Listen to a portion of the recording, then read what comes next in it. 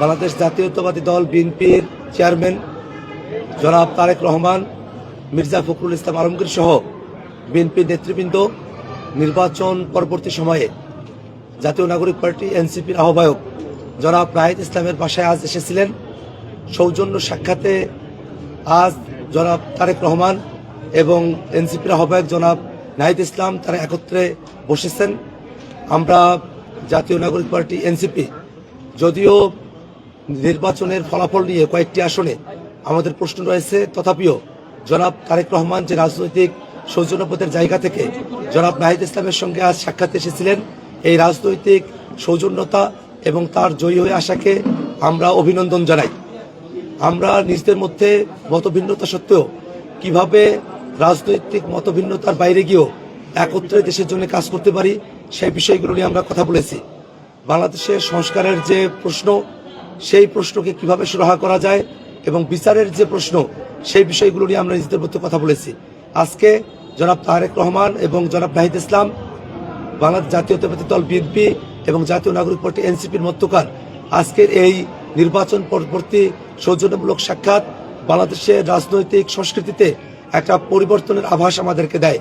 আমরা মনে প্রাণে চাই এই বাংলাদেশ রাষ্ট্রে আমাদের রাজনৈতিক মতভিন্নতা থাকবে, রাজনৈতিক কর্মসূচি আলাদা হবে, রাজনৈতিক বক্তব্য আলাদা হবে, কিন্তু দেশের প্রশ্নে বাংলাদেশের সকল রাজনৈতিক দল আমরা একত্রিত থেকে একসাথে আমরা বাংলাদেশের প্রশ্নে আমরা সিদ্ধান্তগুলো গ্রহণ করতে পারবো। সে ধরনের একটা পরিবেশ বাংলাদেশে অটুট থাকবে, সেটাই আমাদের প্রত্যাশার জায়গা।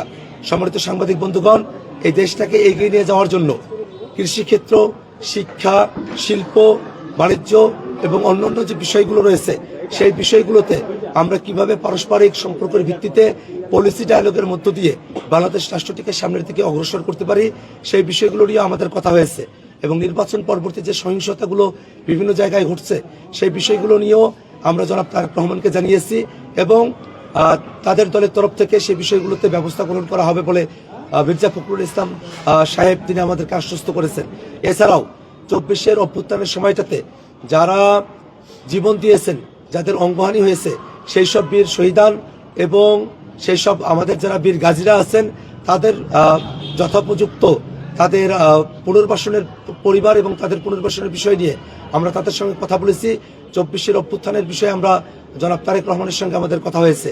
আজকের এই নির্বাচন পরবর্তী সৌজন্য যে সাক্ষাৎ, সেটা বাংলাদেশের রাজনৈতিক কালচারের জন্য একটা গুরুত্বপূর্ণ দিক হিসেবে বিবেচিত হবে, এটাই আমাদের প্রত্যাশা। রাজনৈতিক দল যারা গণতন্ত্রের পক্ষে, যারা ফ্যাসিবাদের বিপক্ষে, যারা বাংলাদেশটাকে নতুন করে গড়তে চায়, সেই রাজনৈতিক দলগুলো আমাদের মতভিন্নতা থাকতে পারে, পলিসির ভিন্নতা থাকতে পারে, কিন্তু আমরা যাতে একত্রে বসতে পারি, সংলাপের মধ্য দিয়ে যাতে আমরা সমাধানে পৌঁছাতে পারি, সে ব্যাপারেই জনাব নাহিদ ইসলাম আহ্বান জানিয়েছেন এবং বিএনপির তরফ থেকেও যারা নেতৃবৃন্দরা এসেছিলেন তাদের সাথে আমাদের সংলাপের মধ্য দিয়েই সমস্যার সমাধানের বিষয়ে তারাও জোরারোপ করেছেন। এবং আমরা আশাবাদী যে আজকের যে বৈঠক, আজকের যে সৌজন্য সাক্ষাৎ, এই সৌজন্যতার মধ্য দিয়েই, সংলাপের মধ্য দিয়েই আমরা বাংলাদেশের যে কোনো সংকটকে আমরা সমাধানের দিকে অগ্রসর করতে পারবো বলে আশাবাদী। সম্মানিত সাংবাদিক বন্ধুগণ, আমরা আসলে নির্বাচন পরবর্তী আজকে সৌজন্য সাক্ষাতে আমরা বসেছিলাম। পলিটিক্যাল যে বিভিন্ন বিষয়বস্তুগুলো থাকে, সেই রকম কোনো বিষয়বস্তু নিয়ে আজকে আমাদের মধ্যে কোনো আলোচনা হয়নি, বরং নির্বাচন হয়েছে। নির্বাচন পরবর্তী সময়ে যারা জয়ী দল আছেন এবং যারা বিরোধী দল হিসেবে যারা ফাংশন করবেন, তাদের মধ্যকার একটা সম্পর্কের সূচনা হিসেবে আজকে এই সৌজন্য সাক্ষাতে আমরা বসেছি।